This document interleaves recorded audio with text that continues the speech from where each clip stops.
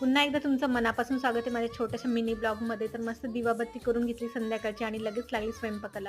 तर एकीकडे यांनी दूधसुद्धा आणलं होतं संध्याकाळी. मस्त दूध वगैरे तापायला ठेवलं. एकीकडे लगेच स्वयंपाकाला घेतलं. आज मी बनवते बीटचे पराठे किंवा थालीपीठ. तर त्याच्यासाठी मस्त मोठं बीट किसून घेतलेलं आहे बारीक. त्याच्यामध्ये 3 वाट्या टाकलेलं आहे मी गव्हाचं पीठ, 2 वाट्या टाकले तांदळाचं पीठ आणि अर्धी वाटी टाकलेलं आहे बेसन पीठ.